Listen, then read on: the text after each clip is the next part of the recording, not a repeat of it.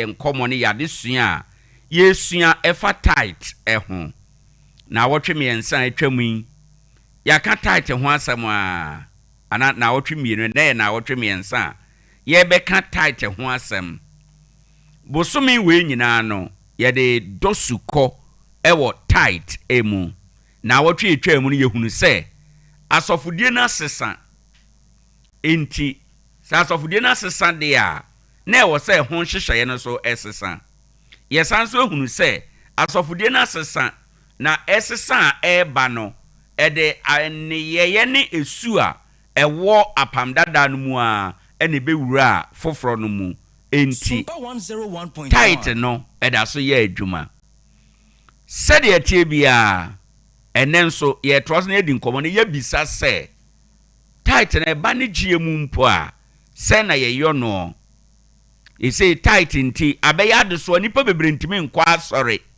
efi se ye bebobodin abeka se asumasi wuntua wo tight wunye sei enti ye pese anwumre so ye domu sukọ na ye kira dwen se tight no kra ya ade a ewo se ye de kyekere ye ho twintwan eye ahyede bi a onyame emramu eda so aye adwuma na eda ye nso anase ababeye asore ahodo no wo mo nkyerɛkyerɛ ababeye ekwan a asore ahodo no efa so edi eboa sika ano edi ye wo mo adwuma ye pese yedi enkomo ena anwumre nso na nyame adom anwumre nyame asofo atenase ewofie ha omo beboa ama yedi enkomo osofo di odi kan anwumre Pastor Philip Kofi Nyan Market Circle Church of Christ asafo mu enenso watena se pastor yema wakwaba na nyumre migiri se ho ye onyakopadum ye wo pa ye nyame ase afedia odi ho na onye kuma Bishop Maxwell Asare ononso atena se asafo no Seventh Day Church of God Seventh Day Church of God ononso atena se ewo ha enom enti mema ononso adwona ya shase Bishop anwumre yema wadwo yesam wakwa abanso nyame nhyira mo bre ne modagye a mode abo afode ama nyame adwuma afe yenua kuma ba ko eka ye ho obebo obekenkan kyero no ede amai ye hwe animu se bedwafo aka no nso ebeka ye ho bra ye kọ ye nimu enti ye nhwe eno enso mamenka wo se dwumadie no ye live wo Facebook Sompa 101.1 FM eba YouTube nso a sa account no ye baako Sompa 101.1 FM yesere kọ honom na di yachi udi yachi a na wa share ye video no bi amayen o share video no a na wagya wadwen kyerɛ so wo ho woni ye ninkita ho na ebetimi aboa na waba be kan Sompa abusua no ho Gyedie firi nyame asem tie mu na eba nti we ya ye di nkomo ye kenkan kyerɛ no nyina na ye di sua nyame asem ano no enti no eye atie bi ebre bi so a ye bebie kwan anwumre ahoma no a ye de ye adwuma no ye 0260 196062 0260 196063 na afi wabo ede ewrem na waba be kire wonso wadwen pastor memra wo honom na yenhyase yehu eye tight no na gina so eye apamdada mu asede a yede ma eye Lewi asofo no na enei Lewi asofo ni hobiem enti yaba apamfoforo mu asofodie abreso ena yadri binum wode woda so gina so se tight no sade asofodie na sesa afiri Lewi fo no mu na ba bedru yen yabreso yi no tight no eni hobiem na mom bibi foforo a eye oma ena aba be hye anan mu woda so gina so ada se tight no eni hobiem ana se adwen no adane prayer Well, may I say, Bishop, Wadaroma, Fayuram Paibom na Ansana Pastor, a bien Komoyano Amaye, Kafranka, a Yafamaniso. Father, in the name of Jesus Christ, we thank you for your love, for your mercy, for your compassion, and for everything that you have bestowed upon us. Lord, we pray and dedicate this program into your hands. We pray that, Lord, you give our dear and beloved listeners understanding to everything that we shall say, so that they shall enjoy and prosper in the message that we are conveying unto them, so that they will have peace as they live and also have life when we come as the judge of the universe. Thank you for answered prayer, because we have lifted our voice in the name of Jesus Christ. Amen. Amen. Yeda asibebre pastor fa ye ehase na yenkoswa na yenhwe me yemfa sima edua ewo yanimu entio. Sompa 101.1 ene mefa dame akonjedo na michia wotefo ene ahwefo nyina Omojoso yadin chefi Churches of Christ yadin matefo ene ahwefo nyina na yenchenge eniso encha won so de bin dude ya obia de ne kase free edotwa na oko Facebook nso ahwen live ya wa resume de jumedina yedi no ade insura ene adwumu mbui babra obibia ti yedase one hine question e bi say no dem no yakopon asam onsesa no damara ana yigina ho na adokra otwede yenyina ayese so na osofu biara nso entum enkade onye no kwar enye de say ka kristansuma Jesus Christ ana oma to me or oma so in Christianity no yaka authority for Christianity Jesus Christ ana oma to me, right. Yankai akinkani ewo Matthew chapter 28 verse number 18 to 20 and John chapter 14 Mina ubetima na wabo akenkan no bi bra sofo enya entenase. Okay. Matthew 28 verse number Matthew chapter 28 verse 18 to 20 and John chapter 14 verse number 26. Na Yesu baba kasa kire won se wode osoro ene asase tumi hina amame enti mon konkoye amanama nyina masuafo na mommo won asu nhye eja oba ne ho konkron di mu na mon kyerkyere won se weni dia ma hye won nyina so na hwe no wo ho ekosi na hina. Okay, John chapter 14 verse 26.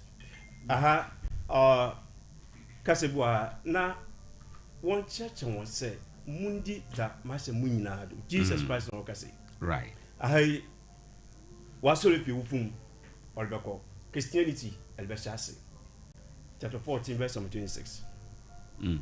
Na otiginafo a ono ne hu kronkron a meja besoma no midin mu no ono no be kyerɛkyerɛ mo nneɔma nyinaa na obɛkae mo de maka no nyinaa. Owura Yesu Kristo ni enti Jesus Christ owo enkyerɛkyerɛ bi say Jesus Christ echincha Moses rintumma a Christian for emra. Okay. Onyakopon na Moses ro edemra ahoro de ma Israel. Enti Moses emra eno enko. Okay. Ana yeba Christian suma owura Yesu Kristo ne mra enko. Jesus Christ okache ne suafo ma shamu nyina no bundi. Empo to the extent today say are you free eba konkron bakare. Okay. Enti Christian sum ejinama owura Yesu Kristo akado. Yentu mikranko Acts chapter 2 verse 42 na afi yahwe adesuan ho PB e wedan bi. Right. Acts chapter 2 verse 42. Act 2. Osofu biara kan ko biara onim Bible there apamfoforo ekita apamfoforo encheche no enim pa there. Acts chapter 2 verse 42. Encheche ahoho a owo Christian sumu nyina no aha na ewo aha nti yɛbɛkan na yɛnyɛbɛ ebuemu na yɛahwɛ baabi a yɛde yɛn taakye no bɛhyɛ na yɛahwɛ dɛ owura Yesu Kristo kan ɔka kyerɛ asomafo no dɛ wɔnkyerɛkyerɛ asɔr no ma wahyɛ wɔn no because wɔnkɔ preachi a ahono obɛnya wɔn bɔ wɔn esu wɔbɔ wɔn esu yi a asɔr no ahyɛ ase nti asɔr ɛnso ɔyɛ doctrines ɔnkyerɛkyerɛ ɛna ɔdeɛ right nti yɛnti Acts chapter 2 verse number 42 onyame asɛm se na wɔkura asomafoɔ no nkyerɛkyerɛ na wɔkura asomafoɔ no nkyerɛkyerɛ ɛne anyankofa bɔtɛ nyabotrɛ asomafoɔ nkyerɛkyerɛ no ɔnyɛ asomafoɔ ankasa nkyerɛkyerɛ no ɛfiri Jesus Christ nkyɛn ma Jesus ɛkaeɛ no ɛna wɔn nso wɔyɛ na wɔkita nkyerɛkyerɛ a Jesus ɛde ma wɔn dɛ wɔn kyerɛkyerɛ ɛne anyankofa fellowship nipa no bubuo awurade di no ɛne mpaebɔ mu ara ɛne mpaebɔ nti no wɔkyerɛ wɔn kwan a wɔfa do ɛbɔ mpae ɛnso abakɔsam ɛwɔ Bible adesua mu no Christiansom hyɛ ase kɔsi da na wɔhyɛ ase kɔsi da no na wɔkita this set of doctrines yɛnyɛ adekyerɛ na yɛhwɛ ade first ɔsɛ na wɔkita asomafoɔ no nkyerɛkyerɛ the apostles' doctrine. The Greek word for doctrine, you know, didache. Okay. Instruction or teaching. And the yemi say amu there, owura Yesu Kristo enkyerɛkyerɛ na ɔde ma asomafo no. Ɔtɛn ɛkwan bɛɛ do nyebu tumi hu there, wei asomafo nkyerɛkyerɛ, wei ɛna Jesus Christ no wɔn so ɔde yɛ. Da ɔsɔfo biara nso a ɔka no kwa biara nso nim. Ne hermeneutical principles there. A quite basa and here for the established authority in Christianity. Okay. Edikano ye. Kasa yes necessary inference. Say extra kasa noa. Edwin kasa noa with the no. This is it. And first will be Ephesians chapter 5 verse number 19 and 20. Ephesians 5 verse number 19. Ase momfa so enko ho nwom ene ayeye nwom ene honhum mu nwom enkasa nkyerɛkyerɛ mo ho na monto ndwom na monkyerɛkyerɛ mo ho enya direct command bu a monto ndwom a direct command ndwom no ebazin emfanye ebazin emfankan ose monto ndwom wo makoma mu na mo senkuo na wo makoma ma awurade enti no logically reason that na obeye dan na metum de senku organ da be hye enti no won konkron necessary inference na wa ha no chere or talking about the voice. Okay. Enti ya tonjom 101.1 the voice ya tonjom emfa organ anaso de instrument. This and other passages. Okay. Again, another way, direct command. Indeed, Pastor, when you know, dear na, opesa or the chair were tight and my Gyedie mu. Me boss over. There you are the tight. I know. No, and I said these principles in there conclude that there. Tight, a fetty, a wakanya faso. You will say this is doctrine for Christianity. Second one, direct command. Say, Kasano monye direct. Matthew chapter 28, verse 18a. Go ye, monko we say, direct command. Luke chapter 22, verse number 19. Okay. Jesus said, we monye and fankame. Direct. And the biom, yabano asomafo no enhwedo apostles example. Masomafo na ye. Obenu brade didi a asomafo no ye. 1 Corinthians chapter 11 verse number 23 to 28. Owura Yesu Kristo said asomafo no so ye. Enti na o chere Christian sumu no say ye ya. Ma Jesus Adam aka. Right. Well, you for tight. You for share the me three principles in your there. You betu me hu there. Or ma Jesus aka. Or ma swap no ye. Or ma swap no church ya na. Say ma, this a principle not of fatal guilt. Or they do you man. Say this a principle not on fatal. Not today on yaja. When come every day. Yede tight. Na yen kan ha de yen ka da yen fa sika yen nyankopɔ adwuma. Okay. There yede sika be yen nyankopɔ adwuma na ye betwa manyimpa. To extent there I don't know be bed na manyimpa. Ye record Owoahene this month into ejika. Yes no Christianity enter sa. Right. Fine. In the New Testament, tithes appear 4 times. Why then? Appear New Testament. New Testament 4 times. 4 times. Young kind first one. Matthew chapter 23, verse 23. The young shade.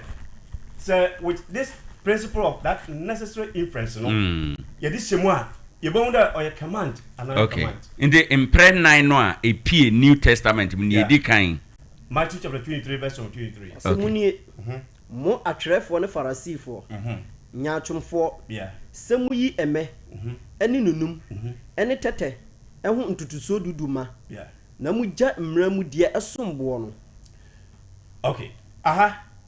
Jesus Christ, the mabri no we. No, sorry. So, and rather than na yinduma. Na and rather than no Yakupon the ma on my Israel no. A trefo and if I receive for no. When he sa tight nje do. Na oya justice. Say papa ya all the kan no. One year. Edwin ho a bibie ni a o che there. Christian for into tight. Right. So Jesus Christ will apam the them one more what them on and all catch one the right thing they must do.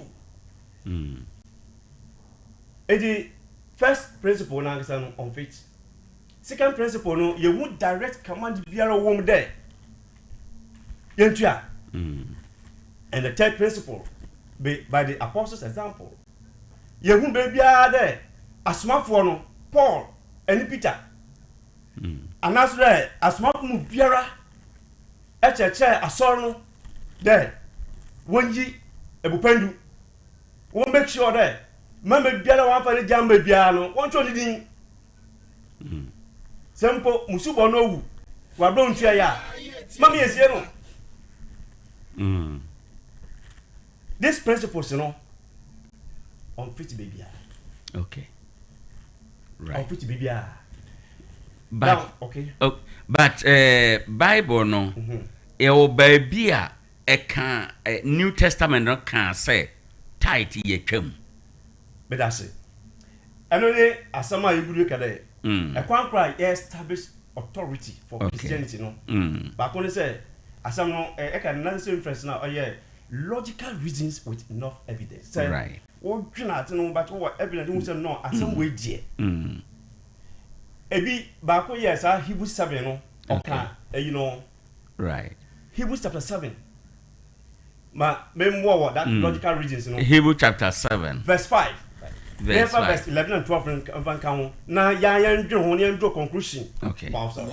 Ona wo firi Lewi mmamu nya asofodwuma no nso ɛwɔ ahyɛdeɛ bi sɛ wɔnye ntutuso dudu woma ɛwɔ efi Lewi last that me for past 2 weeks now no abie we ye gira kase ye Lewi for na wo tumi say what tight ya ba apam from that one ma efi Lewi ebusuonu e no say wonye Lewi ni a wontu tight.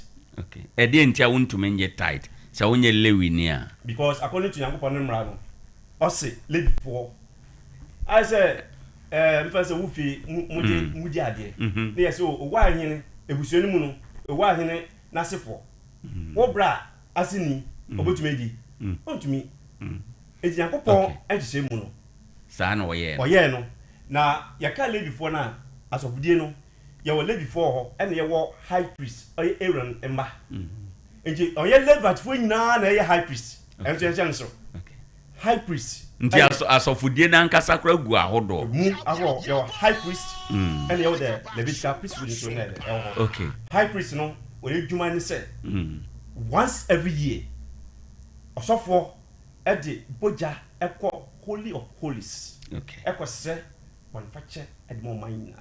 Pastor, me say we say unye lewini na wuntumi nye tight dia.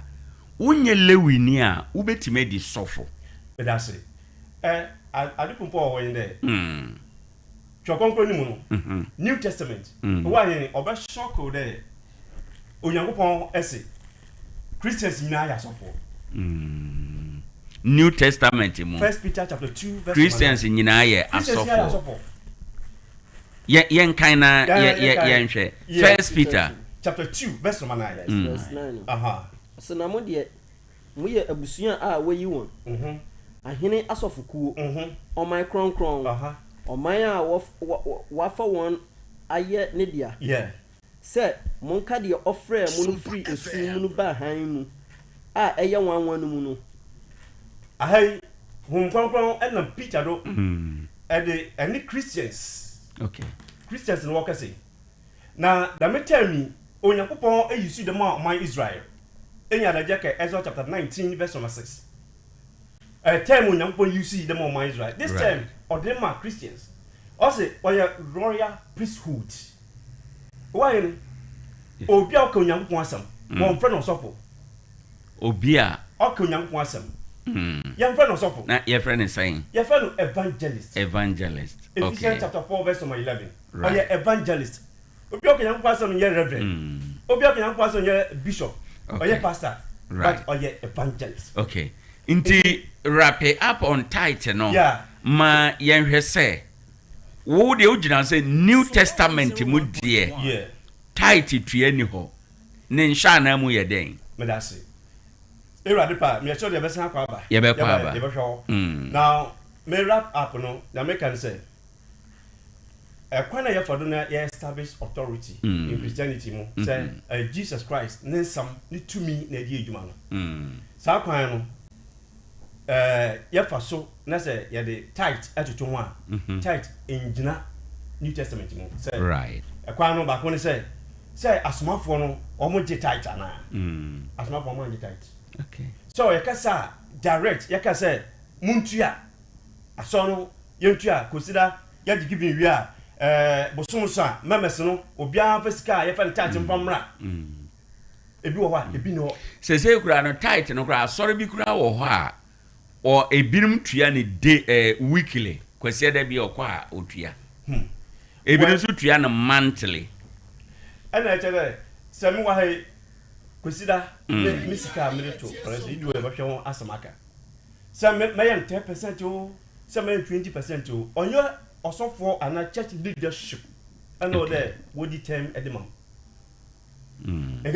okay inti wo de wasam ne say enema Yesu yaje nkwa kan say yenye no titan kan ho sa na ye Gyedie kire wo and osofo bia nso kan kro bia nso o ne notice bia nso nyim say this principles no what the 15 na tight eni jinabia tight eni jinabia yes, ye be ko na yaba abusafo ene a oti sese osofo Philip Kofi Nyan okọ Market Circle Church of Christ ono ene osofo a oho no di ni djuma ma menka ne sa Bishop ma memra wo honom na wotwe etwa mu no o ma yehu se tight no entwa mu asofodie no ho mmara na asesa se dia na etie wo lewi abreso ene ye dia ba bewura apanfoforo mu endi niam bia ebata asofodie no ho no eda so wo ho eye adwuma ede besi sabre ya ye kasei but nipa bebre kase yaje nkwa Yesu ena yedi nachi nachi a yedie no ene se yesua nanamo na breso no yenhu se ohye asafoma se yentua tight na bre ono nachi yenhu se asomafo no ehye se yentua tight na mom eduru se yehia sika de obia ho de ne mo obetumi no na ode aba wei amanipa dodo no ka se tight a ohye da ho betua dodo sei beye sei ni nyina no eni hobiem wada roma ma yentu abria ewo yanimu simadu ko ni dunum so ewo ye ni mayenti wansa na yakwa aba yo I see your boy about to say with it program we see the aba na yeti for no so ye che omu nyina omojo so na time mum je nka me hia time kakra say we your first round into ye besan yakwa aba bi nti wo dem yenti o first round yi okay we say go to Matthew chapter 23 honum wan kan yansi okay nti ne ka mu no ma yemfa nso so kan mani si na me nkyerɛ say Jesus won were wise say ono ye Nyankopɔn ba is the only begotten son of God na say you see o tie so so powerful say the obeye bia ne na se obeka bia no tumi di akiri right obaye no na Pharisee no any scribe for no especially Sadducees no wo mu ya sofo na wo mu odidi e wo tight ni mu ho no di Jesus onim yansa pa say ade a obeka say wa be bra tight wo twam a anko yi nkrofo bebre ni maduane tugui but oye wise ntino wa be tight ni okay na mum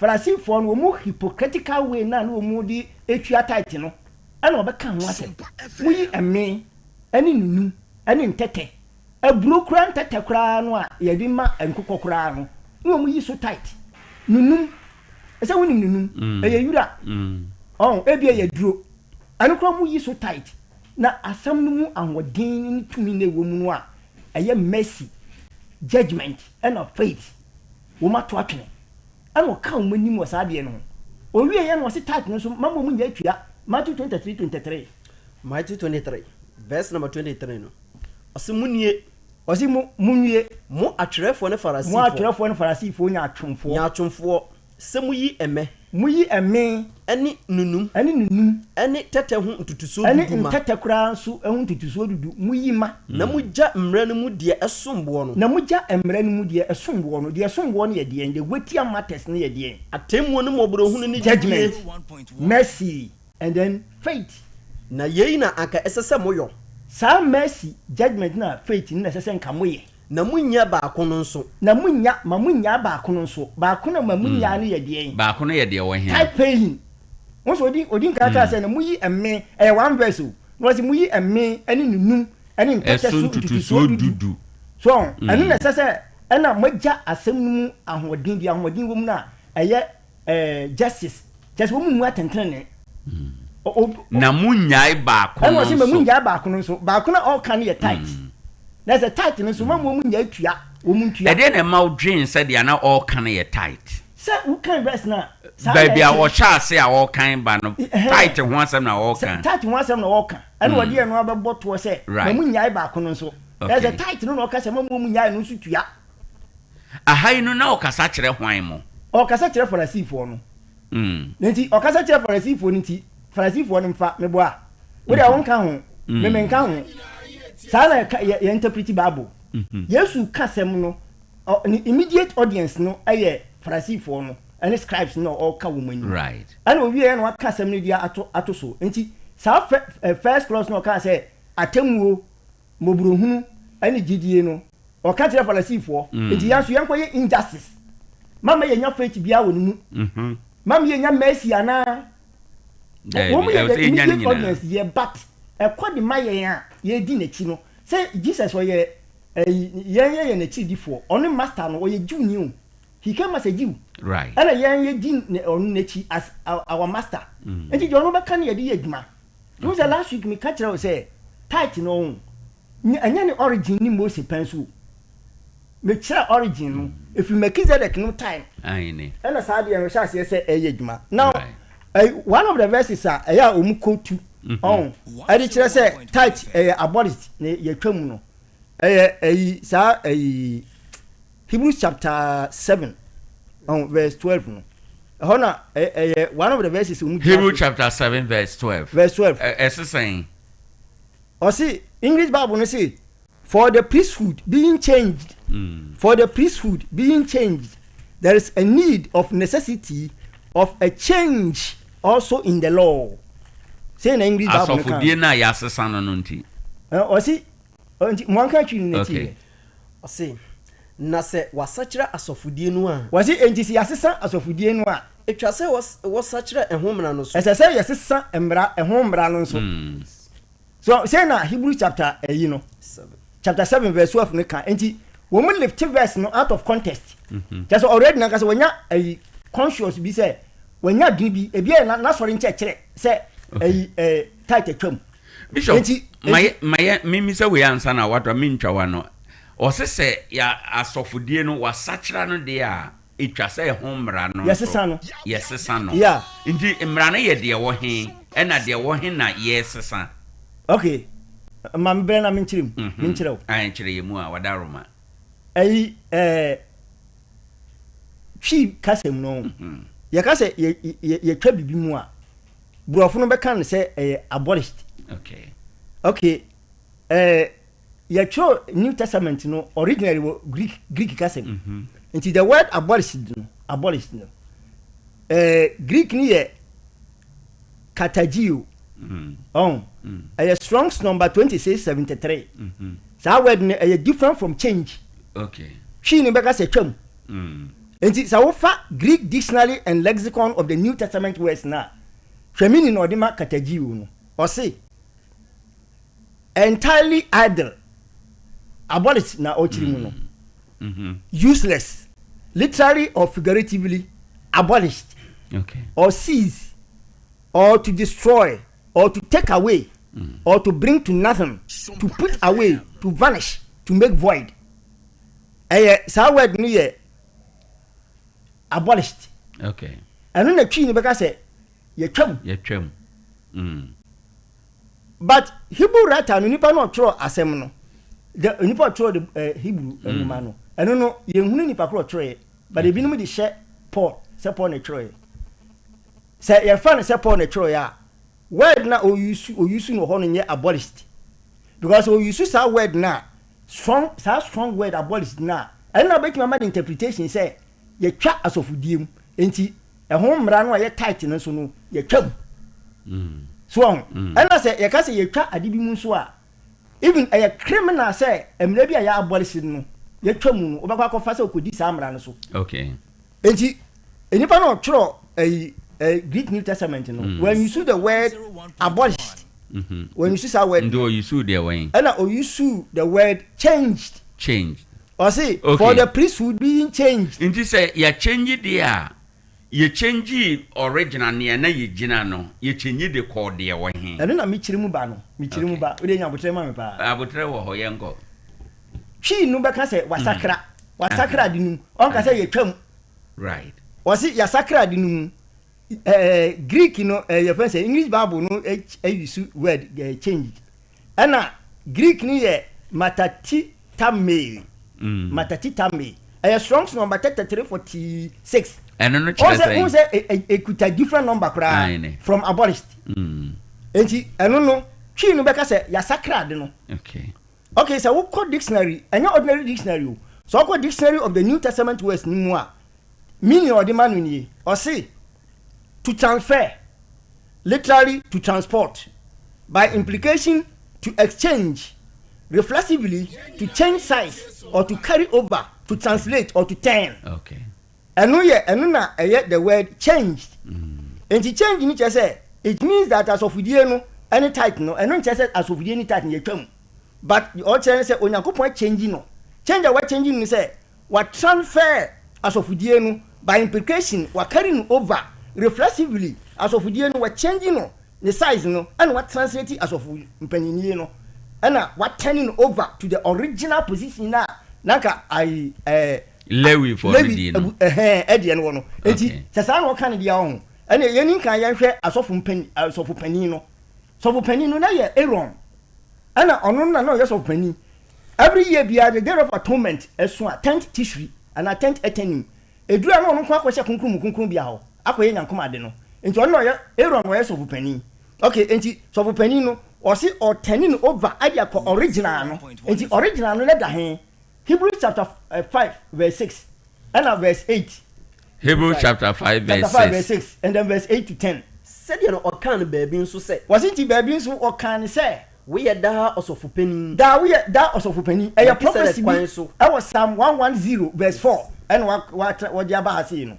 Enti no was it baby nso o ka say baby a just or refer to the Old Testament portion be Psalms ɛna ɔsi baabi nso waka nsɛn ɔsi sɛdeɛ ɔka no baabi no nso sɛ ɔka no baabi nso sɛ woyɛ daa sɔfo panin woyɛ daa sɔfo panin ɛwɔ Melkisedek kwan so na osɔfo panin na woyɛ no wɔ Melkisedek kwan so yes so verse 8 to 10 verse 8 no ɔyɛ ɔba deɛ wɔsi na Jesus na ɔyɛ Nyankopɔn ba deɛ nanso osua amanneɛ a ohunuyɛ no mu sutie nanso osua amanneɛ wɔ hunuyɛ no osua emu sutie na ɔse na onya di mu na onya di mu no ɔyɛ wɔn a wɔtie no nyinaa da nkwagyeɛ farebae onya wɔn a wɔtie ɔno Jesus nyinaa da nkwagyeɛ farebea no ɔna ne yɛtwe nkwa no efiri ne mu a Onyankopɔn bɔɔ ne din frɛ no Melkisedek kwan so sɔfo panin so wɔn ɔsi enti Jesus no ɛna Onyankopɔn bɔɔ din frɛ no wɔ Melkisedek kwan so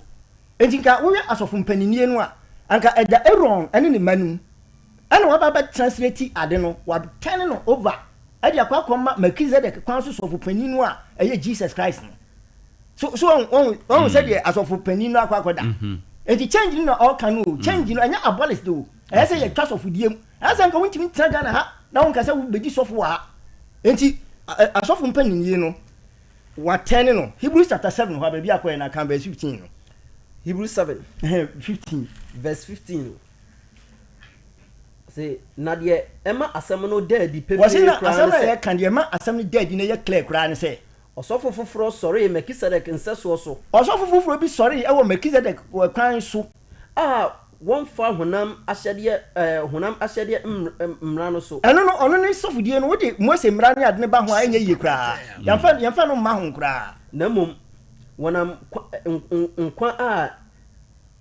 nkwa a ɛnsɛ ahoɔden so na ayɛ no ɔsɔfoɔ wɔsi ne na nkwa a ɛnsɛ so na ahoɔden so ɛna ayɛ no sɔfo panin verse 26 no Awurade asam sɛ na ɔsɔfo panin a ɔfata yɛn ne saa ɔsɔfo panin wɔsi na fi sɛ Jesus Christ ɔne sɔfo panin na ɔfata yɛn no a ne ho teɛ na ne ho te na oni bɔne na bɔne bi ani ne ho na ne ho nni nkekaeɛ na ne ho nni nkekaeɛ biara na wayi no afiri nebɔnyɛfoɔ ho na yɛyi no afiri nebɔnyɛfoɔ ho na yɛsi no sɔfo panin ɛde ama yɛ na wama no so akyɛ ne soro enti ɛnyɛ sɔfo panin no ɛnyɛ sɛ yɛtwam asɔfo panin die no but yɛtɛn no afiri Melkisedek yɛfrɛ sɛ yɛtɛn no afiri Aaron ne mma no ɛkwan no so ne yɛde akɔto Melkisedek ɛkwan no so ɛno yɛ sɔfo panin no afei tie sɔfo no so Levi na ne di sɔfo ɛno so wa overturn no ɛno na wɔ Hebrews chapter hɔ na chapter 7 hɔ no verse 12 na kan hɔ sɛ asɔfodie no so overturn no nyɛ sɛ wɔ abolisi no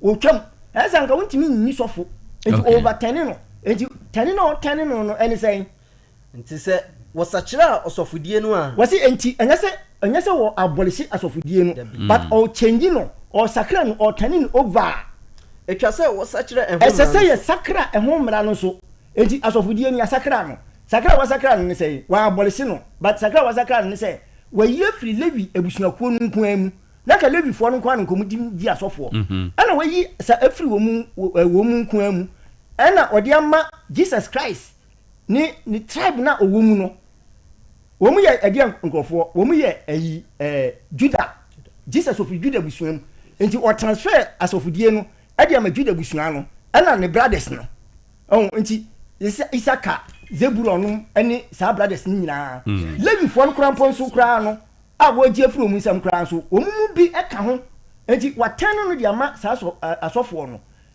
ɛyɛ asɔfoɔ bɛn no Juufoɔ no nyinaa na no wɔn mu a wɔn kɔ wɔn mu Heshuva no wɔn mu schools no wɔn mu training asɔfoɔ no na ɔbɛyɛ rabbi anaasɛ ɔbɛyɛ panyin no saa ɔkɔ sɛ school no bi wonya anointing no Nyankopɔn frɛw ɔfrɛ Juufoɔ no bi nso Juufoɔ no ɛyɛ wɔn si Juufoɔ no ɛnsum Nyankopɔn apo mu wafrɛ bebree enti Juufoɔ no Nyankopɔn frɛ wɔn mu no wofiri Isaka abusua mu wofiri Lewi abusua mu wofiri any other family bi mu a woba wotumi ɛnso woba bɛdi sɔfo ɛma ɛyɛ yie ɛna by extension no enti na ama yɛn nso yɛte Ghana ha no mu a so Nyankopɔn frɛ obi a na yɛde ne mfa ntete ase a yɛtumi ka sɛ ɔno ɔyɛ sɔfo ɛma ɛyɛ yie no ɛyɛ sɛ wontumi ntena Ghana ha so ntɛne asɔfodie no saa no a anka wontumi ntena Ghana ha na wonka sɛ wodi sɔfo Nyankopɔn kora po bɛkum na no ɔka sɛ bi sɛ yɛn nyinaa yɛ asɔfo ɛyɛ sɛ Old Testament mu koraa no ɔka kyerɛ Israelfoɔ sɛ ɔmu nyinaa yɛ asɔfo Exodus chapter 19 ɔka kyerɛ mu nyinaa sɛ mu nyinaa mo yɛ asɔfo enti sɛ woba yɛ mu a yes otumi frɛ yɛ nyinaa sɛ yɛ asɔfoɔ but asɔfoɔ yɛkɔhyia asɔfoɔ gom yɛwɔ asɔfoɔ mu asɔfoɔ asɔfoɔ within asɔfoɔ ɔno sisi yɛ sɛ ɔyɛ pastor sɛ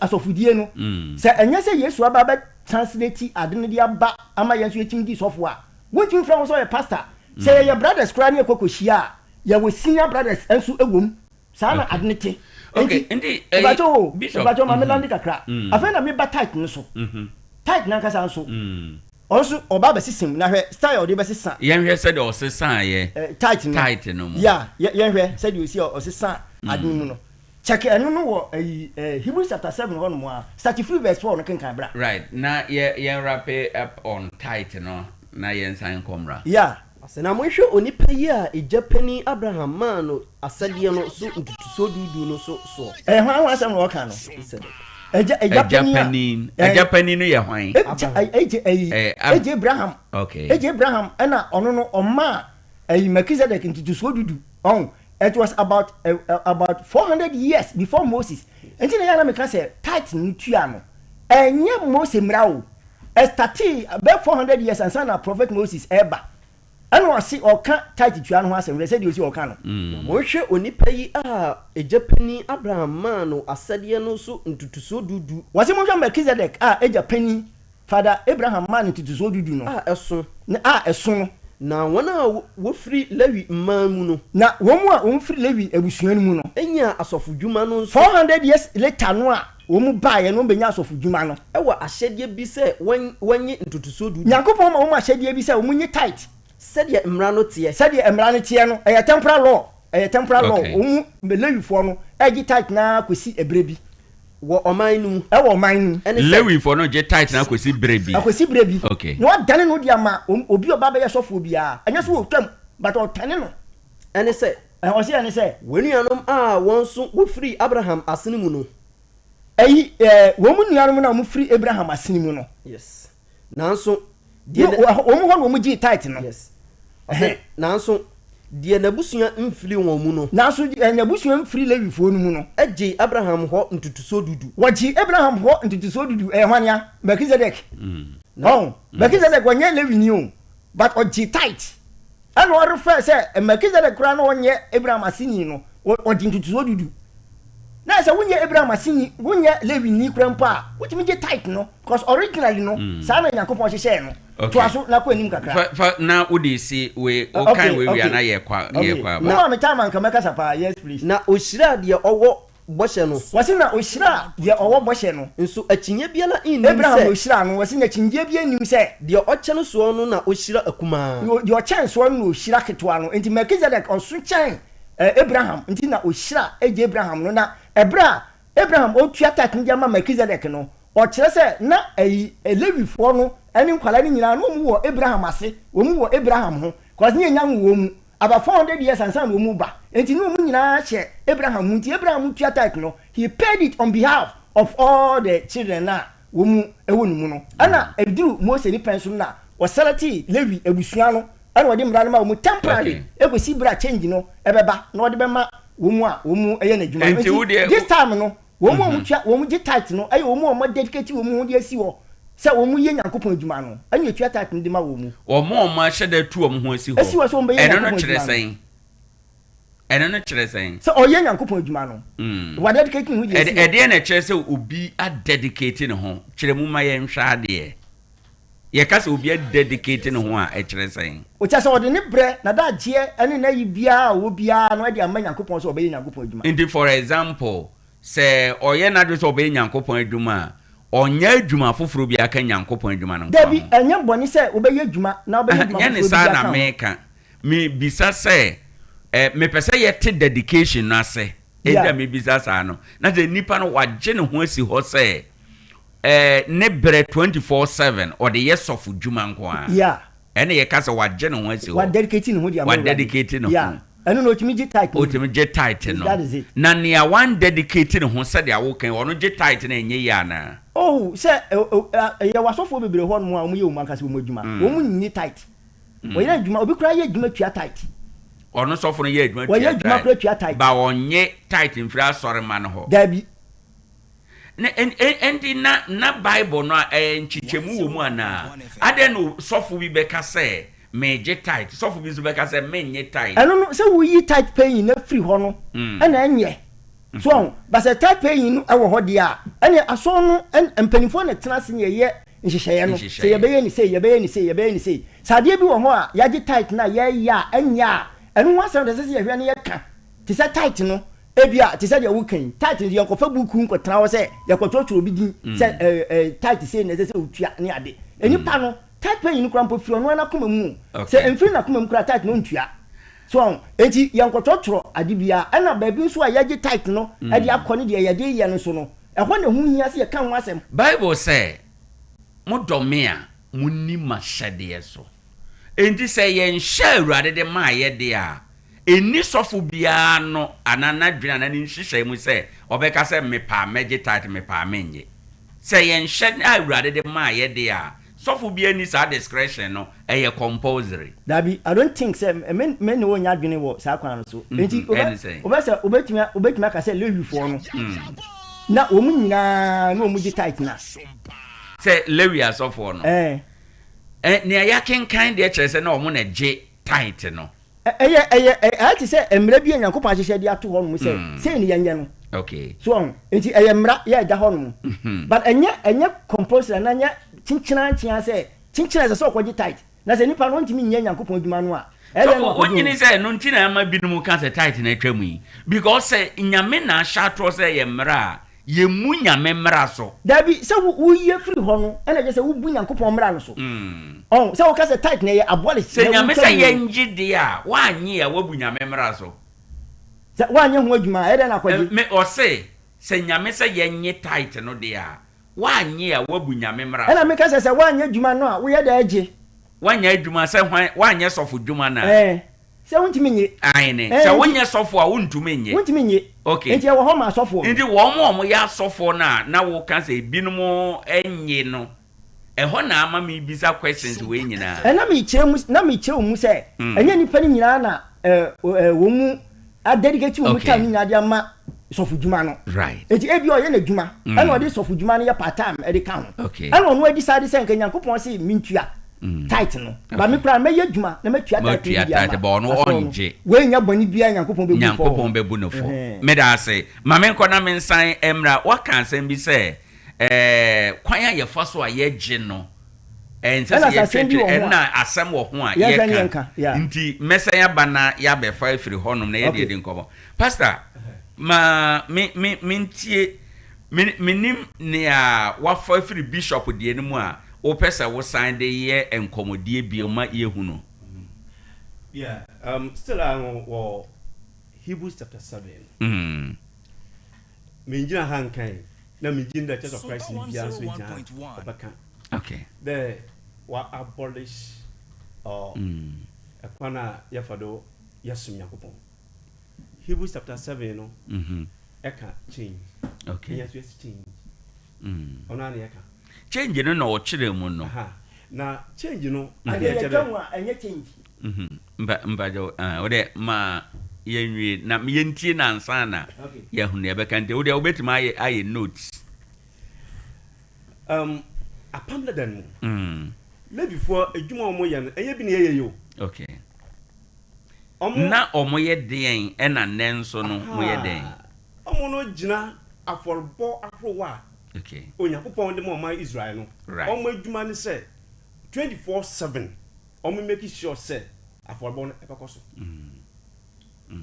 lebifoɔ adwuma na ɔmo yɛ no okay ɛgɛn ɛnɛ ɔsom a de mo Onyankopɔn yɛmfa mmoa yɛmfa diban mfa nyɛ but ɛnɛ yakoma John chapter 4 verse 24 no twɔkɔnkɔn no sɛ Nyankopɔn sunsun nti wɔn a ɛsom no otware wɔ so sunsun ɛne ne kurom Christian som sunsun so Jesus Christ ɔyɛ yɛn high priest a Christian fo nyinaa sɔfo panyin ɛkra Jesus ɔyɛ kra Jesus because ɛwɔ apam ne dani mu no every year biara no na ɔdɛ high priest ɛkɔ holy of holies ɛkɔ bɔ afɔre ɛsɛ bɔ nfɛkyɛ ɛde ma aniba this time around Jesus Christ trying to show the holy of holies once and for all. Central yeah asofo member bia ya asofo ni say ene say me person ni nyankopɔ di nkita ho a empire mia mebo nyankopɔ bɛyɛ den obetie those days oye lebifoɔ no ene ejina ɔman no anam ene ɔmo yo 101.1 say Ephesians chapter 4 verse 11 Owoahene yes sir ene make us do dwom there obi o ye onyankopɔ dwuma yɛn friend sɔfo yɛn friend pastor yɛn friend evangelist okay say owura Yesu Kristo ne num asam ne yɛhwɛ enti ne sisa no ebi ɛno no yɛyɛ asampakafoɔ Ephesians 4 verse number 12 verse number 11 sorry verse 11 na wama ebinom ayɛ owura Yesu Kristo ɛna ɔma ebinom asa time Paul ekese Paul kan ho ɔyɛ apostle ɔma ebinom yɛ apostles ebinom ediifoɔ ebinom yɛ ediifoɔ prophets ebinom asampakafoɔ ebinom ahwɛfoɔ elders ne akyerɛkyerɛfoɔ ɛne teachers nkan nti ɛyɛma yɛyɛ onyankopɔ adwuma tidama ɔpanyin kan no say devote your time for the Lord na radio adwuma no na ɛyɛ ɛyɛ osapakani okay ɛyɛ public proclaimer the Greek word ɛyɛ herald say meja begom mebodewuro konkon wo dewuro abɔ no yɛ good news okay owura Yesu Kristo ho asam right enti yɛnyɛ asɔfoɔ in the sense of the Old Testament now yɛba apamforo mu na no sɛ nipa na ɔyɛ dawubɔ ni ana ɔnam abɔnten bɔ Yesu Kristo ho dawuro no sɛ Bible na ka sɛ odwumayɛni na katua fata no enti no sɛ nipa no kɔka Yesu ho asɛm na sɛ ɔgye ɛno nti ɔgye title na ɔde boy dwuma na sɛ nyɛ mfom so bedase odwumayɛni 2 Corinthians chapter 9 konkron ka sɛ obi a ɔyɛ ɔsampaka dwuma right yɛnsi na no aine enti no asɔr no a ɔsampaka ni bia yɛ member of a congregation local congregation asɔr bia no ɔsɔfo panyin another sorry ɔsampaka ni no ɔwɔ dɛme asɔr ni right otwada dɛme asɔr no wotua ne ka sɛ asɔre no wotua ne ka na asɔre no benya sika afiri hen bedase asɔr no bɔ foto 1 Corinthians chapter 16 verse 1 and 2 eno echi no asɔrma eno oyo obia sɛ de ɔde ɛboa ɔsapakeni sɛ kwesi de dura aha na meka de ye use that principles no there that Bible no say principles number 1 any say 1 Corinthians chapter 16 verse 1 and 2 na ɛfa ɛto a wɔde kɔma ahotefoɔ no ho deɛ sɛ deɛ mehyehyɛ no Galatia asafo mu no mo nso monyɛ saara daa na wotwum da edi kan no daa na wotwum da edi kan kosia da mo biara mfa deɛ ebesi no yie obiara mfa deɛ ebesi no yie aba no nyanom esie nyamamba nsa na woyie to no kosida hwɛ Bible mu beebi a ɔsɔfo bia gyina anasa pakani bia gyina dɛ ɔgye sika kosida bia no ɔyɛ ha sa ha ni wa bebi ni wo Bible no say principle no demre esi wiye dem sika no ona ye boa no na ye di bi atoto nyoma awo asafo no okay say oda ye di bi etu asofoka ene asonum dwumadi akro ona echi no te Galatians chapter 6 verse number 6 but the answer na ebeko Galati for woman no o se dia asi ni ye enti se onipa no so trans na o se oh bosome de awurade ayama minti awurade kura kan se bia 10% bia metima nyama na bo nanso sansa waka 10% nenti no mesese me mfa so no nyina na me de mu 10% akọ nipa no fa bone be na why ma ya kan wa he onka 10% asam aine ba me aine enti wa na wo say oh me sika bosume menye me chemdu na me ba ko akoma nyame adwuma eno eye wo decision okay and say free aso no wo kase say wo pese onyankopon hira wa ene bomodin say sika wunya no famu chemu 10 fa ba ko bra I said ya obi bia nkoso ni wo ko 2 Micah chapter 9 chapter 3 verse 8 and 10 8 to 10 say ya do memo because untua tight right enti e me decision and say e ya asafo no hihye and say asafo no and say ye nhye and say ye nhye e de ma asafo ma no then the Bible no can 2 Corinthians 9 no verse number 6 and 7 I say na ye de odua no chinchin mo no be bu odua chinchin mo twa chinchin mo yo twa no befu so odua befu so e den na de ebetwa no befu aha said your biara susu na koma mu said your biara susu na koma mu oma so who are you the leadership say no amemrenfe ana ohyemu tio enye amemrenfe ana ohyemu bra tight pain a ye kan wasama ye boss Gyedie no bebre e amemrenfe bo ho o twa so no ham onye New Testament nti say eno no okay ikaru nti kisasum sika ye de boa eno bra we say da dura mia da no mesusu bosume miya bosume adwuma mepa meti atwo nko Sunday one Sunday mko am datum or me spread it depend mia okay pastor nenda me san bisa we ni say asore no wo akwan ahodo a omofa so de bo foto de bo nyame adwuma yeah ye de ba akanfo anagana fo ya setena mu a ye se ye de ofin hunsuo ne eno anadwene nti ye den ya sika na ye de be nyame adwuma wo asafo no mu no e be firi asafo ma no ho no nti se bia asoro na ye nhihye ye se oh da say ye be ye kofi ne ama da say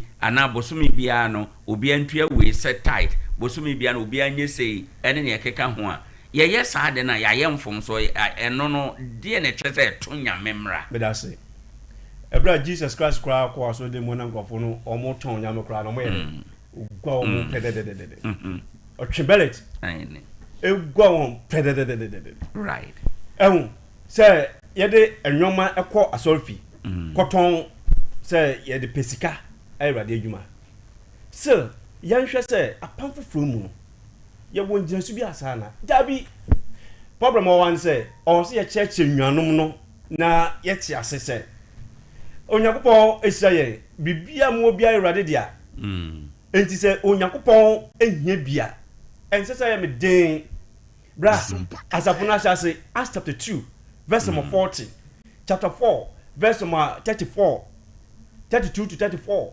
right ahanyina no da me Acts chapter 2 verse 42 na kan wasama o kan fekubo fellowship no kasa the Greek word that koinonia no common or making one be common joint participation willing to share and if there's a need say asafo no ehia bibia members nala onam there as apostles na church wontin on for one kra onye won din there wo beyi edaboa okay and it's a dwumadi bi bokodo sa asol pedi yesi asol dan otwa there yama asol no ehu there ye besi asol dan ye hia cement ye be hia sika ye be hia iron rods sa ye di tugwa da ma 101.1 enwanu ni nyina beboa na obi anu ho ahar no and is a couple coffee nama ye de nimpa awonda there ye de bo foto a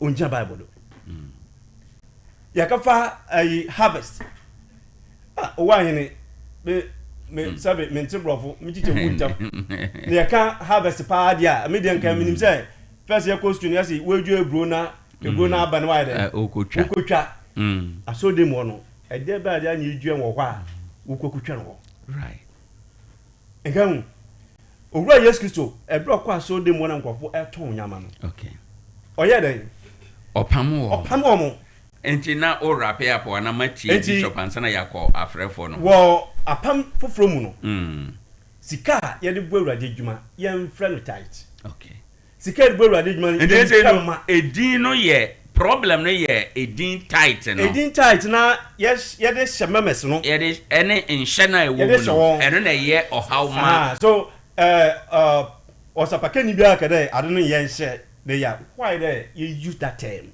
but say tight no so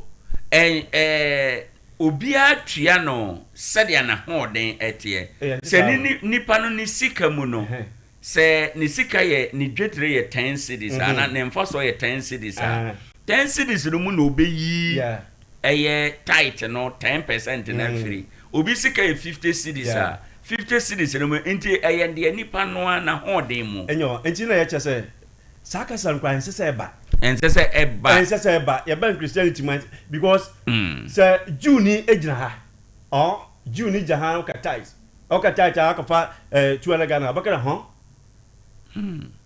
Jew ni bakara tight.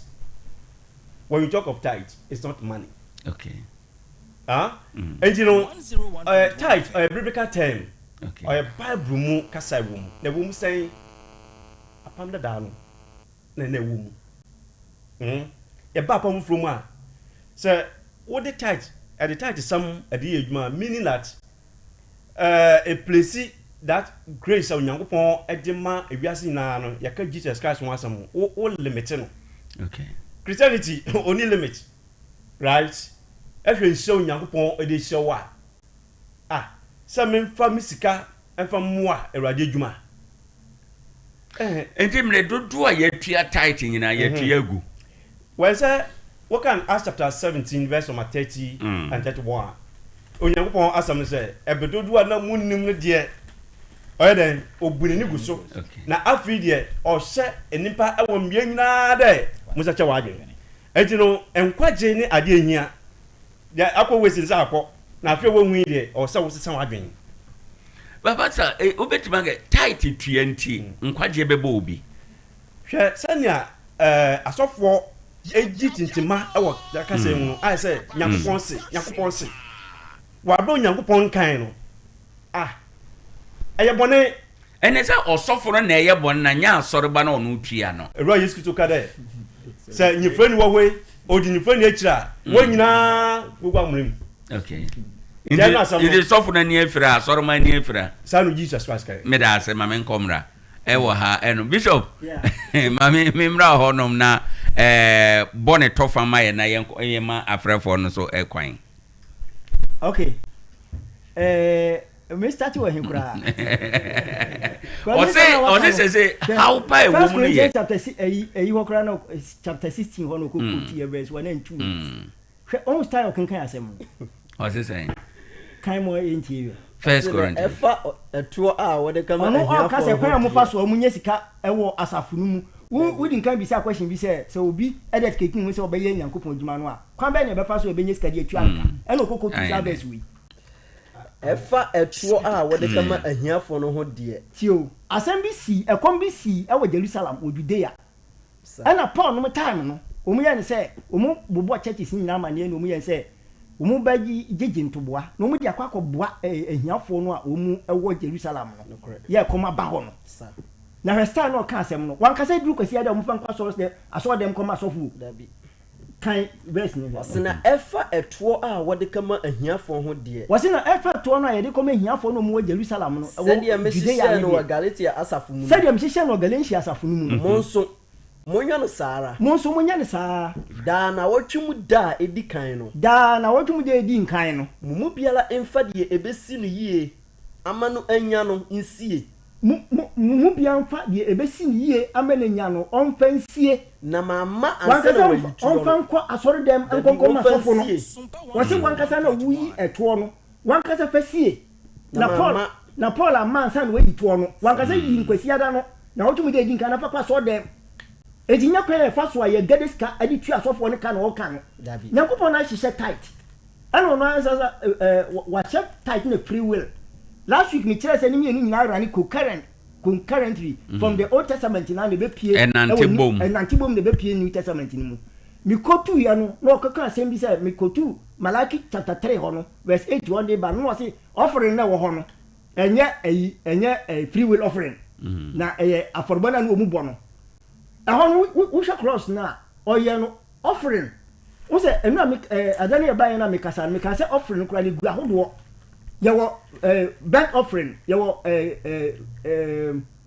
yɛfrɛ sɛ free will offering ɛne yɛwɔ sin offering ne yɛwɔ peace offering ne ade ne nyinaa yɛ different kinds of offering no ɛna ɔuse the word offering no wɔ hɔ enti sɛ wobɛma no the right interpretation na with correct communities no wo restrict no etu saa afɔrɔbɔ no a ne wɔ mu bɔ no nko a ɛyɛ open enti any kind of offering bi abɛtumi aba hɔ ɛna medi nka so kyerɛ sɛ yɛkɔ akɔsi dan anaa yɛkɔyɛ biribi di a amanyankopɔn di a free will offering na ɛyɛ adwuma because Exodus 35 wɔn mu si ntomadan no free will offering ɛna ɛyɛ adwuma wɔ Old Testament no mu First Chronicles chapter 29 ɛno so wɔn mu si temple no King David ni Solomon no time no free will offering ɛna ɛyɛ adwuma ɛwɔ Old Testament no eti free will offering no ɛno ne type ni nyinaa ɛna rani concurrent concurrently ɛbɛpie New Testament no enti ɛnya bia ɛyi tight no ɛtwam obisa no very sensible question pa sɛ enti obi a wotua tight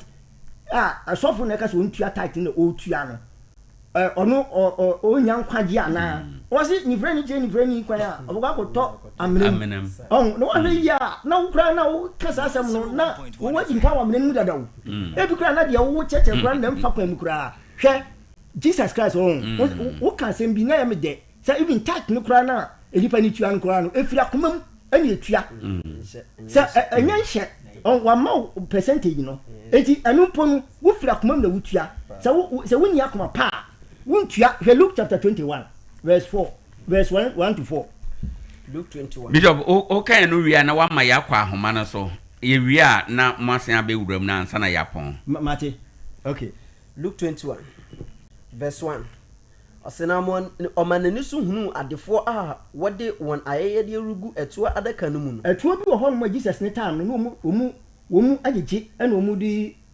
renovate temple no aso dan na Herod no renovate di ma wo mu no enti na Yesu aso dan mo no na omu gige sa eto no ena ohunu oba kunafo hia ni bi nso enti omu san kofo bebre diska be gu ayinum na ebi ska kese pa na omu di be gu ena owoche ya no hu se woman bi wode enye ya nke beka se sika nketenkete no mienu na wode be gu wode mienu be gu mu ena wode mienu be gu araka ni na oka se ndi owie no enti Jesus Christ kan se nokra mesemu se nokra mesemu se okunafo hia ni maami kunafo hia ni we no edi bebre abegum sene wanyina nka pra mienu no a wode be gu mu no ose esoche wo mu enyina de enso me kan na bi obi abetua be 10 million no obi atua sika kase pa enso ose nka pra mienu no eye chen obi ade oba betua esa okay kan fasina menkwa ahoma no so na yeinum hina fridi wowo na aboro won so no wose na we nyina no mu fridi omu wona aboro so no na wode begu mu de ba enti obi wo be 10 billion ofie ena wode 1 million no yi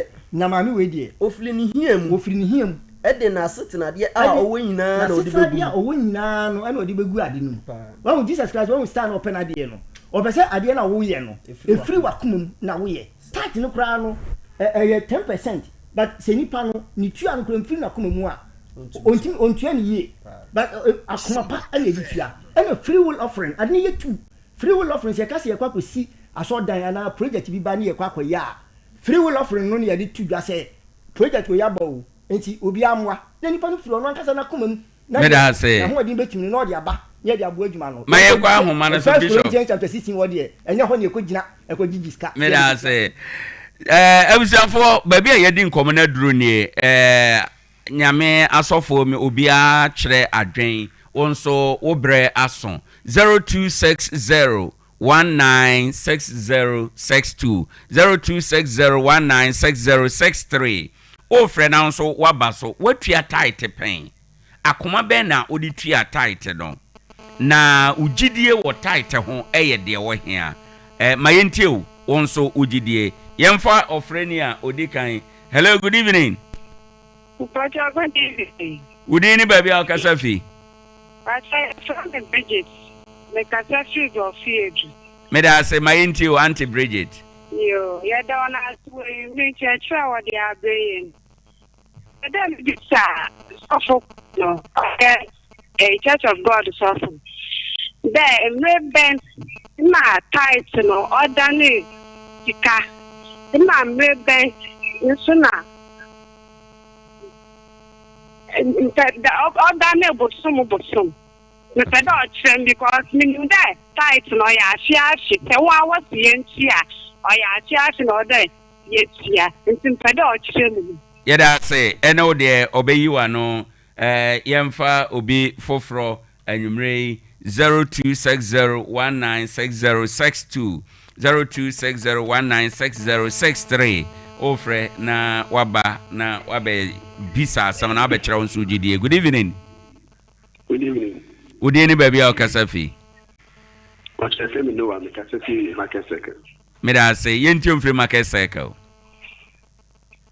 Macho when me o question them person bishop. Okay. The question is say oko Bible mu title no na wo ahodo bebre be nyansa. Yo live for the no. And they were festival tight. And they were tight in Swa, you had the man in here for any apply for.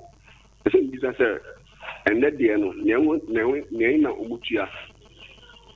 Mutia, live by 4 the and I say, festival the and I say, near the coma in here for no. And I want to say, or can say, okay. Obia, why you dedicated? Oh, Namijumani was saying.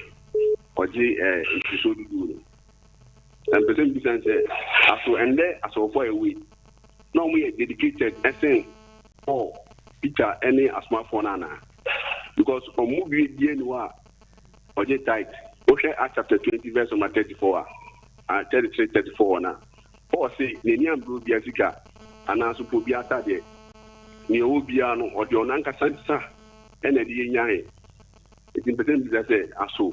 And therefore, no we dedicated as saying apostles, no, and apostles no move back to Ukraine or to the title. And I say, obey you are no ever. Good evening. Good evening. Would any baby our Kasafi? Just send me Solomon. The Kasafi in Israel. May I say my intio and Marie? Hello? Hello? So, hello. My intio Mpacho. Me say me say that never go Acheampong FM. Okay. Now with the message kakra last time sir and say by some bidinti. Mo ntia mai mai. Yes say adam fa ni kana omuchu ya no mai. Okay. Now and then my saying bisa bishop and say apart from type na omoje say omonde ye ankuko adwuma ana so mu di tia so fere omo gi sika fufuro bia wo asore dem hu bi mu ana. Okay. Yada say obey you ano ubetimi abaso bi 0260196062 0260196063 onso o baso watua tight pen Gyedie be na de tua ye na ne anewatie Gyedie wo tight ho asesa ana say edaso gina de gina mayente wonka obetima share experience watua tight ama wanya mumfa so watua tight ama edin hyira bi abrɛw watua tight ama wanya dansedie watua tight ama ede ahokyere bi abrɛw tight nti ebre bi so ya wo ye wadwen krasa wo nkwa asɔre ana me ba cha o mami nti o ene anwumre. Good evening. Good evening. Udeni baby a okasafi. Bottom di na mkasa fila trafas. Meda se bra mama nti o. Me pacho kaka mpese mi bisa afafo bishop no say. Tax no one. Say no kwesi e chata dia. Andie den kina tax na na ye gina na bansa afi ni aye. Bra me ba jo betimi agina yie kakra network nti. Me say abanse na nde tax ye gisika na liwo busano na ni said my na yiska na banse na nde ye gisika no. Right. Yeda say ombe you ano onso betimi abaso bi 0260196062 0260196063 ni nyina ofre na wabaso. Good evening. Hello, good evening. Udie ni baby a okasafi. But I have met in tea, in Fresno Benachi. Medase my intio enyumre. But what we say, DNA, I do what tight in one yard. And I saw me in our 20 GTM and the item. Right. More can say, I remember the idea. Then he said, yeah, record will be true and the record. Okay. I didn't know my answer. The Nipa, yeah, the minimum pet will be better will be when they pay the work. So Nipa no record title. So we could try tight 100 a year million and not just 1 billion. Nipa no and you know, I sent you 3 of them. If you have memory doing yamming, you are sent here the corporation, no be able to our title, but no bit you only yamming. And don't you know, a season of giving moment to me no prayer. Because one person who said, if you have 100 million, I just make 1 billion. So I am no current so practically say if I am better. And think I said you are so you and I can say, and he say because I do yamming. So, and you know, said this as a title, Najuma plan is saying, and I guess that. Now, to me, and I'm a teacher and church, I was here, the mark of and he said, and he says, yeah, also, said, yeah, I saw I now. If you members, the Ukraine, the members, the Alcohol 300. Let us be at the title never I am for much of them. Sound person. And tonight, like I said, I don't think now much is here, so could you be at the room? Only church, or person, of India, business, 90. Yeah, I say, and no one so odia or they buy. Well, I think at this point, the best chance na ya ye near to me a year no. Bishop may name Omubisa say tight no. Okay, Obiaba, my emfa we answer na ye no. Good evening. Udere baby Okasafi. Udere baby Okasafi. Mama Luni Benaki. Okay, may I say my into mama. And then we had a master, young people, Samina, and is my family. My son is done with the not of me, like I said. Title, before you cast them more vac and a crescent. Bank, say, abolish. The last thing I said is, the castle at the end, and I'm politics, so I didn't show you what is in my answer. But then it's also 8 years back. But when we married, okay. Yeah, that's it. And oh dear. Every time my chassis no answer. Course and the Ejinamu Crofofra no more about the Bishop. Ma yenyane bibi sasa tight no da ben na ebedane sika. E bibi sasa tight amo genesis CA ni asofo genesis CA. Eye tight no mudie wo hibia na ye genesis CA. Enti wadaroma ye nchase nyi bia na enko. Mame enyi we am first. Ba ku bi sa say tight no apart from no dey scan ye bi no aso dem. Say adno ma kire eyo aso ni human institution. A human institution, Gyedie as a senior school. Right. So, when I come on, see Jayasa, a baby, you are going to have a handful of 14. Why, any 2 and what you tight. Matthew 23:23. And a free will offering. 2 Corinthians chapter 6, verse 9 to 10. Was he used to come and a ma? Right. And yet I'm a fan, and I said, watch him. Right. 2 and I 2 in a jewel, yes, Sophie. 2. Now, Mr. Bisa said that Ben a Danny Sika. Once last week, me can say, as at that time now, Abraham no time. Abraham will call, I am for 5 being no more had a ballot in the office or lot to know, or cost top woman or G woman near man now. Obitua title the man, Melchizedek. Chatama or Chia title. I check. No, a free year brace crack call with you for most in time. Cry said.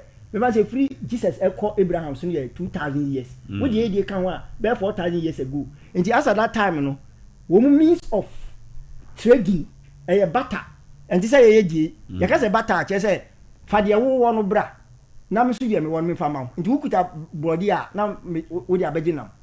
As at that time, no ade o mu de betua na yiska enuane a omu eye omu adwuma na omu saka no ene omu di tua by wo hwe ye system mu a system na change obi aye adwuma okokoton na odiska no e de ayade opese ode ye enti na so mu ba aso dem a umbetua tight but eno no nkire se wo wo wo ye efum adwuma ene so ye efum adwuma wo do banchi ni kokoo ni ade na so opese otua tight na wo di kokoo no ene banchi ni bia na ade kotua wontimi mfa nko aso dem mo nkotua ki se bia asofo no wo mu nte tight na se so mu ti ase a wo mbagye because eno so wo di tua tight a eyi but economy na change ni nti no ena ma system no akoye sa but we Old Testament mu kro mbon so a money was involved wo kan bi so edu ba bia o ka kire mu say tight na obekwa kotua no eyi no feast na se ho no se ba bia wo firi a wo ba Jerusalem no wa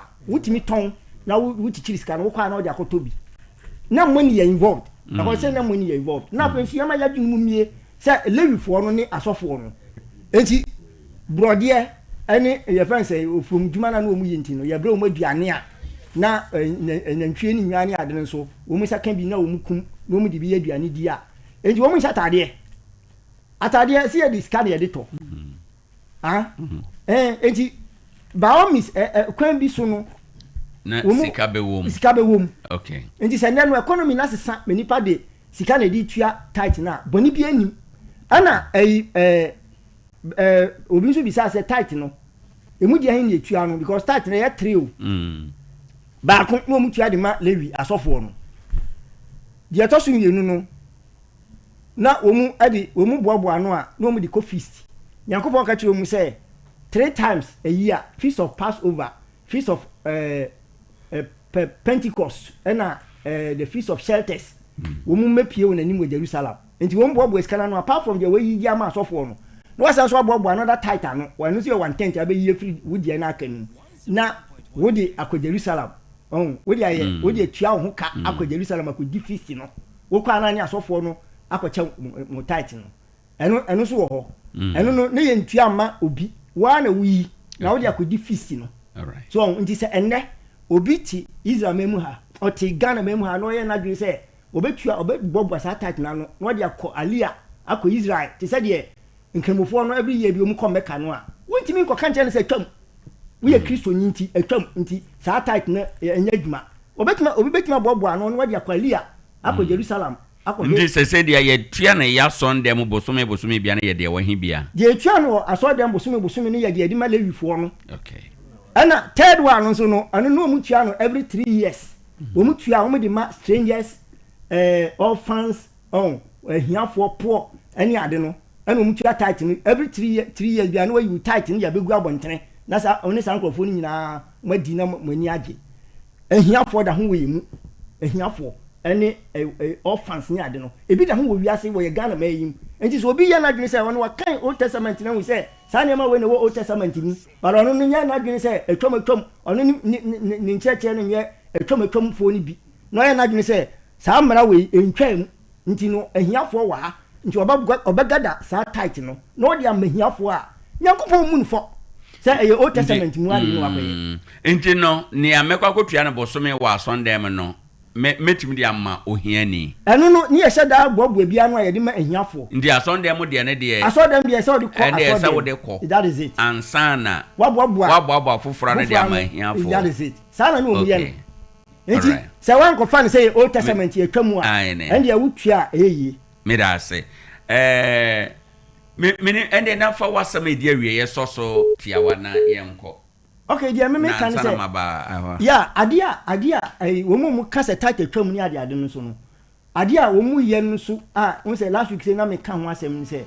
Wo mu catch us title twam na adia aka no ye free will offering na no if you akoma mu na obetua. Wo mu wi apart from that no, wo mu san so wonya sakwan bi wo ho no mo a, wo mu timi di ehwie nipa no. Wo mu digiska bi. Eno ye de wan hia. E free wo mu ho. Wo say eno ye de wan. Ebi ni ti say ebi ya asode bi ho no akwa wo mabobo table bi de asi wo na wo ma twotwo Sunday Monday Wednesday Tuesday wo so enti mbiri bi so na ye pese agigi ska bi ebi ya bobo afore ye twaska bi de atoso 5 billion ya ye ba bobo sa afore no na ya fasa method no so na enipa na ede ne a be you because ya ngu kwesi ada ya ba wo do ada so sa method ni bi ena omu yusu no mu gigi sika free enipa no eno na sese ye hwe kan wasem enya take ya me ya adoma next week ye be wura saa ne ma saa ntrekes no nyina no ya me ya adoma obi agigi sika we hia for no ho no dia top personal jet bi not him obi nso agigi sika we nipa no dia akosi mansion bi wo United States of America ne Britain ni ade eno na sese ye kan wasem enya take ne Bishop nyame ya adoma next week a ye be wie no ye be ko saa ntrekes no nyina mu na ya komu ye na ya hwe ne wo mu because Jesus we hwa Jesus Christ na kaza ye master no tight no enye eni ni wo no obewu sorry ma ye no eni ni twakan bia beka se we e fulfilled e wo Christ minti atwam me da say enti enya dia okay masa ma minti wasema dia wie na afi masema dia wie no me sha se obi ozi wie no Church of Christ na Church of Christ aso dem bie ni obewuru mu a ye be so tricks agro na edagiske bi wo ho si eboton Yesu boja the boss so bolo no Church of Christ yenim de owura Yesu Kristo enchechero anane authority no very strict or the ejuma yang jeje sa anyama now o kanu 1 Corinthians 16:2 o ka kese bo de Messi in fact okay no my background and that background you know kasa me kan yi de kosida baby a osofu bia gina agisika ayedam bi kasa me kan no ane na point o hoye a need ye bodam foto no na da aboa asafo no ejuma horo kasa me kan ho no se eyi ahafi ha ede bie ni wa ebetuma ejina do abo foto adam foto no o friend na obi se de wose Paul se chinchia gu nche na edugu fie Paul ba agufia kafa ba ana de Paul bo nche o fie enwa weni nyina no de background studies a obeche bebre but ye hwe ni application and ni implications here right enti ma mekan yi de 1 Corinthians 16 no oye bia aso bi ejina eje collection hom konkron Paul num ancheche de se kwesida eje collection wi a bosum bia nso obi anfa tight mra Deuteronomy chapter 14 na okan ho asem no bra hom konkron ke de kwan wa dan sika no wanka fasika ka mosofo se tuado kana o se san fasika no tonza ma woka ekwando and still onyankopon ginaro de ye ka tight no a enye sika okay baby enu a wode sika ade enti no medi ewie nyina no still ano onyankopon asemu no ye di sika ayo onyankopon ejuma na obi biara oye Ewurade asafo bebia nso no otware yehu na ye tiase na leadership nso ode ye cheche members mo hu ye de ma ye wo no Ewurade dia asafo no ahyase no oyi sika adibo Ewurade ejuma na efri wakomemu okay ndi aye akomemu oma enye ntwama bedase and so that's now the number to dra no akere wachi akwan kakra 0246 70 10 80 yeah brother Philip Kofinyan Church of Christ preacher yeshim bia no eben market circle Astoria petemu oduwa okay ya benwo and Church of Christ me da say and petemu bia Bishop for number na to dra bia na nkomo e obi be fro na ya san ye feda adesua yeah ye fa me Bishop Maxwell ofon asare number ye 0243 25 68 0243 25 68 98 afi Bible readers and also monfa mo number to dra na ye nko ye braso me de Evans Labi okay my number is 0245 70 1607 yeah that's it so me de answer Kwame Emmanuel my ntio so me de 054 10 57 521 ebusafo ye de dwuma de no be si ha ye be kire Gyedie dia ye kan ye nyina ye sadia ye Gyedie ni nyame ewo nyame asem kyerɛ yen nyame ya adom a nne na awotwe eye bosome no kwasi de di awiye ye de nkomo we beba awiye na ye beba bebo bibia ewo sa wote na wuhunu fa title ho no ye beba bebo ne tofa na yesi ye Gyedie pi se title no atwam anase edaso ye adwuma na yesi ye Gyedie pi se title no anasika yie wa sondem no esese efi akoma mu enye ohye ana amemmenemfe sedia tworo no aka no nyame ya adoma dasene yebesan ahia pasa bompa ye maye na ye nwie ye mompa ija konkron nyibiri yakodusi wonyam aboye nyina ma nyimzi a yewo owo chokonkron mu no yedama etifo ene ahwafo yede wase ewa hoden ne nyimzi a edudum ye nyinara yeto asan de kodara na ma wutumi ene obambo endoso fama fidwe Sompa FM obeya Gyedie betum aboaze na etifo etum esua de bebre efri ocho konkronimu ye danu de se yerkese obi ewa manihum obi eyare obi ewa haw ane dadwun bia tumira ya dum na huomobo boy kwan ahrofa mo wo depende ye nyina de akra ne pedua hyɛ so de huomobo na mo nsie yi den kwadon hyɛ udin kwakona nimnyam mo ban bon dos ma ye nyinara anfen bra ye kwadai na hyɛ ho nimnyam ye ho kyena ye kwadon hyɛ udin konkono nimnyam ewo Jesus Christ dimu ye bompa amen. Amen. Ebisafo yede aseda bema nyame asofo ise wono ebaye. Nyame ya adoma next week yebeba bewie topic we na yebeda DJ King so ase one de call Facebook na YouTube so. Nyame nhyira wo nyina nyame ya adoma dasene yebesan ahia mo amutie yen so yeda mo nyina ase papa. Okoye Facebook no so wo question bia obetima akwa akogya wo ho. Ubisa question wo